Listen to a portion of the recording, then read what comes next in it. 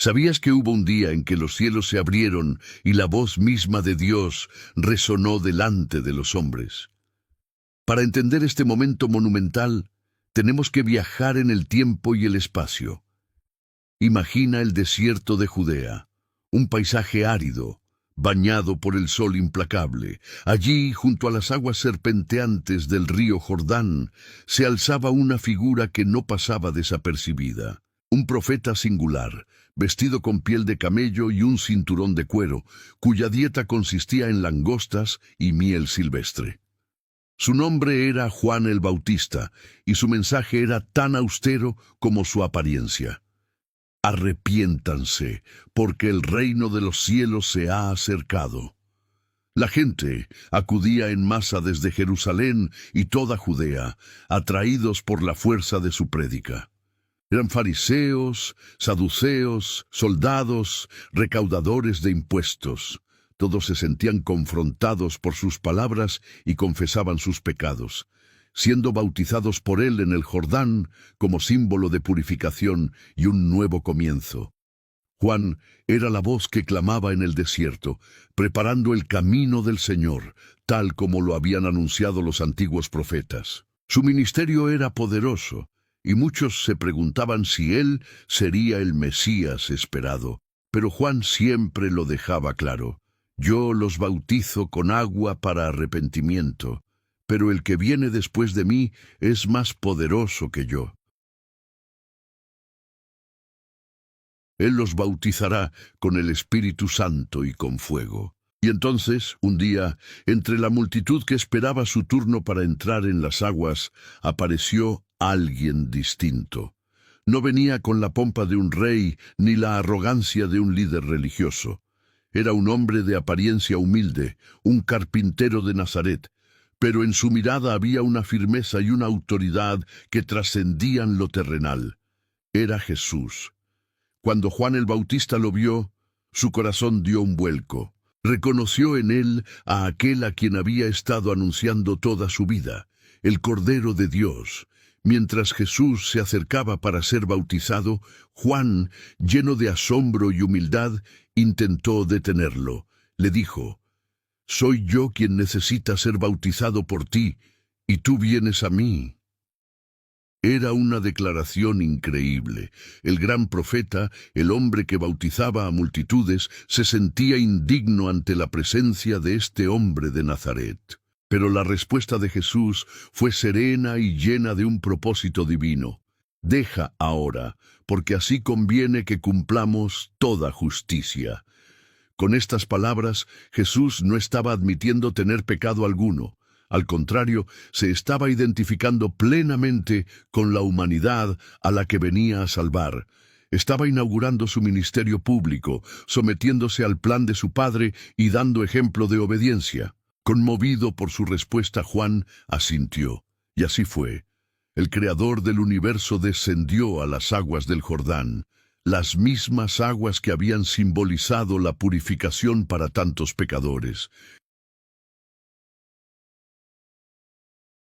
En ese acto de humildad radical, se estaba poniendo en el lugar de cada uno de nosotros. Y cuando salió de ellas, cuando se levantó de las aguas, ocurrió algo absolutamente asombroso, un evento que partió la historia en dos. De repente, los cielos, que habían estado en silencio durante siglos, se rasgaron, se abrieron de par en par. Y el Espíritu Santo, la tercera persona de la Trinidad, descendió de una forma visible, corporal, como una paloma que se posa suavemente, y reposó sobre él. Imaginen la escena: el agua goteando de su cabello, la luz celestial irrumpiendo en el desierto, y la presencia tangible del Espíritu Santo confirmando su identidad. Pero eso no fue todo. Inmediatamente después, una voz poderosa, una voz que no era de este mundo, una voz que hizo temblar los cimientos de la creación, retumbó desde lo alto, desde el trono mismo de la gloria. Era la voz de Dios Padre, y declaró para que todos oyeran: «Este es mi Hijo amado, en quien tengo complacencia». En ese instante único, la Trinidad al completo se manifestó a la humanidad. El Padre hablando desde el cielo, el Hijo siendo bautizado en el río, y el Espíritu Santo descendiendo como paloma, fue la coronación celestial del Rey. A partir de ese día, ya no sería solo el carpintero de Nazaret. Sería Jesús, el Cristo, el ungido, aquel que había venido a buscar y a salvar lo que se había perdido. Toda la creación fue testigo del inicio del ministerio más grande de la historia. El Hijo de Dios, lleno del Espíritu Santo y con la bendición del Padre, estaba listo para comenzar su camino hacia la cruz y la resurrección. Pensemos en el impacto de ese momento. Para Juan, fue la confirmación definitiva de todo lo que había predicado. Para los que estaban allí, fue una señal inconfundible de que algo divino estaba sucediendo. Vieron y oyeron lo que profetas y reyes anhelaron ver y oír durante siglos.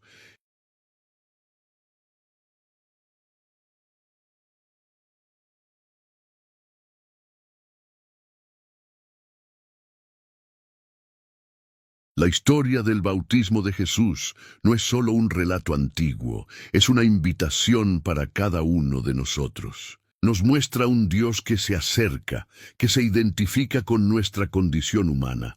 Nos revela un Salvador humilde que obedece perfectamente al Padre y nos enseña sobre el poder del Espíritu Santo que nos capacita y nos guía. Ese mismo Espíritu que descendió sobre Jesús es el que se nos ofrece hoy para vivir una vida que agrada a Dios. Ahora te pregunto, si hubieras estado a orillas del Jordán ese día, si hubieras sentido el temblor de la voz de Dios y hubieras visto la paloma descender, ¿cómo habría cambiado tu vida? ¿Qué habrías hecho al ser testigo de la revelación del Hijo de Dios al mundo?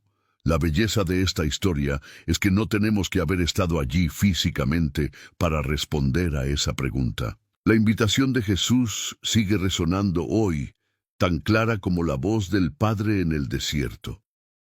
Gracias por acompañarnos en este viaje al río Jordán.